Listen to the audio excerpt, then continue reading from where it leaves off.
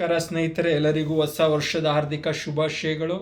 ಇವತ್ತು ನಾನು ಧುರಂಧರ್ ಸಿನಿಮಾದ ವಿಮರ್ಶೆ ಮಾಡೋದಕ್ಕೆ ಬಂದಿದ್ದೀನಿ ನಿಮ್ಮ ಹತ್ರ. ಧುರಂಧರ್ ಸಿನಿಮಾ ನೋಡಿ, ನನ್ನ ಅಭಿಪ್ರಾಯ ನಾನು ಹೇಳ್ತಾ ಇದ್ದೀನಿ ಮುಕ್ತವಾಗಿ, ಯಾವುದೇ ಹಿಂದೆ ಮುಂದೆ ಯೋಚನೆ ಮಾಡದೆ ನನಗನ್ಸಿದ್ದು ಹೇಳ್ತಾ ಇದ್ದೀನಿ. ಧುರಂಧರ್ ಸಿನಿಮಾ ಚೆನ್ನಾಗಿದೆ. ಬಾಕ್ಸ್ ಆಫೀಸಲ್ಲಿ ಧೂಳಿಪಟ ಎಬ್ಸಿದೆ, 1000 ಕೋಟಿ ಮೇಲೆ ಕಲೆಕ್ಷನ್ ಮಾಡಿದೆ, ಇನ್ನೂ ಕಲೆಕ್ಷನ್ ಮಾಡ್ತಾನೇ ಇದೆ, ಹೋಗ್ತಾನೇ ಇದೆ ಸಿನಿಮಾ. ಇನ್ನು OTTಗೆ ಇನ್ನೂ ಬಂದಿಲ್ಲ. ಚೆನ್ನಾಗಿದೆ ಸಿನಿಮಾ, ಅದರಲ್ಲೇನಿಲ್ಲ. ಆದರೆ ತುಂಬ ಅದ್ಭುತ, ಏನು ಜನ ಮುಗಿಬಿದ್ದು ನೋಡ್ತಾರೆ ಆ ಮಟ್ಟಕ್ಕಿಲ್ಲ. ನನಗನ್ಸಿದ್ದು ಹೇಳ್ತಾ ಇದ್ದೀರಿ. ಎಷ್ಟೊಂದು ಸಿನಿಮಾ ನಮಗೆ ಅಂಥ ಇಷ್ಟ ಆಗದಿರೋದೇ ಸಿನಿಮಾಗಳು ಬಾಕ್ಸ್ ಆಫೀಸಲ್ಲಿ ತುಂಬ ಓಡ್ತವೆ.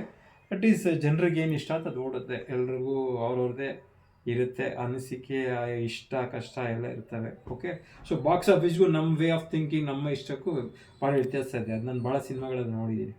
ಸೊ ಇನ್ನು ವಿಷಯಕ್ಕೆ ಬಂದರೆ, ಸಬ್ಜೆಕ್ಟ್ ಧುರಂಧರು, ಅದು ಒಂದು ಕಾಲ್ಪನಿಕ ಸಿನಿಮಾ ನಿರ್ದೇಶಕರು ಹೇಳೋ ಹಾಗೆ.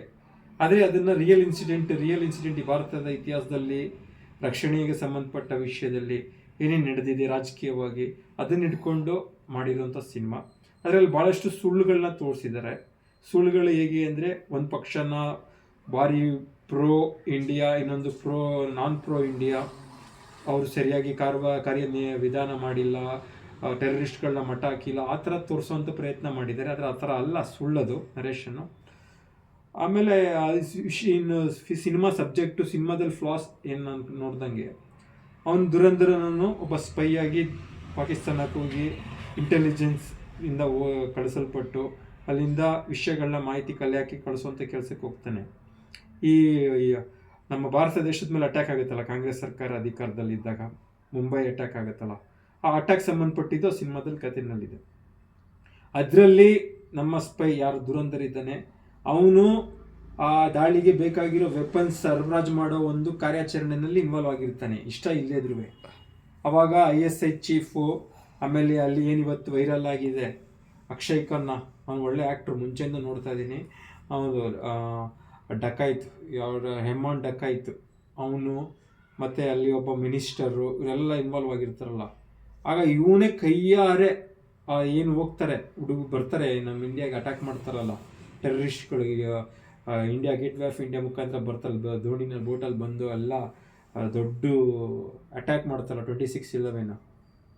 ಇವನು ಮನ್ಸು ಮಾಡಿದರೆ ಎಲ್ಲ ಅಲ್ಲೇ ಇರ್ತಾರೆ. ಇಂಟೆಲಿಜೆನ್ಸ್ ಯಾರು, ಧುರಂಧರ್, ಎಲ್ಲರನ್ನೂ ಹೊಡೆದು ಸಾಯಿಸ್ಬೋದಾಗಿತ್ತು ಅವನು.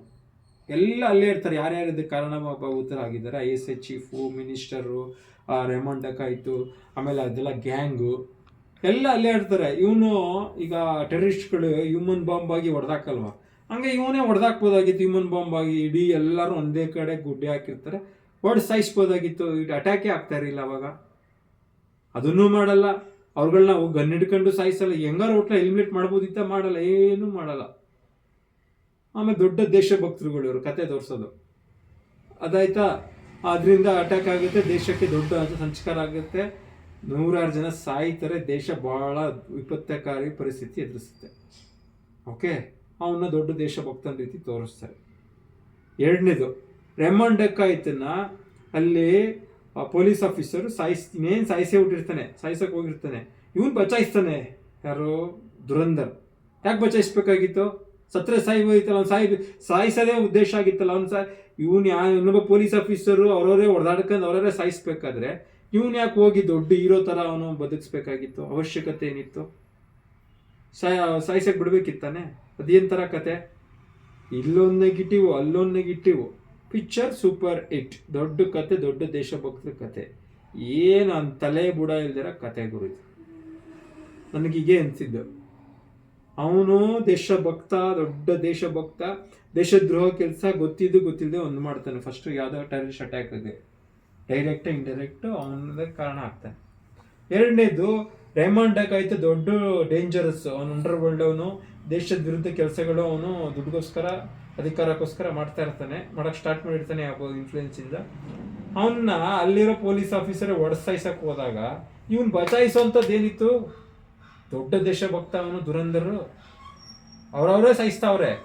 ಇವ್ನು ಸುಮ್ಮನಿರೋದು ಬಿಟ್ಬಿಟ್ಟು ಇವ್ನು ಯಾರು ಹೇಳಿದ್ರು ಇವನಿಗೆ ಅವನ ಕಾಪಾಡಿ ಅಂತ? ಯಾಕೆ ಕಾಪಾಡ್ತಾನೆ, ಅವಶ್ಯಕತೆ ಏನಿದೆ? ಇದೆರಡು ನನಗೆ ಕಥೆನಲ್ಲಿ ಕಂಡ ದೊಡ್ಡ ಡ್ರಾಬ್ಯಾಕು. ಹಿಂಗೆ ಇಟ್ಕೊಂಡು ಈ ಕಥೆ ದೊಡ್ಡ ದೇಶಭಕ್ತಿ ಕಥೆ ಅಂದ್ಕೊಂಡು ನಾವು ಸೆಲೆಬ್ರೇಟ್ ಮಾಡಿದ್ರೆ ಕಥೆನಲ್ಲೇ ಸಮಸ್ಯೆ ಇದೆ. ಇದು ದೊಡ್ಡ ತಪ್ಪು ಅಂತ ನನ್ನ ಅನಿಸಿಕೆ. ಧನ್ಯವಾದಗಳು ಸ್ನೇಹಿತರೆ.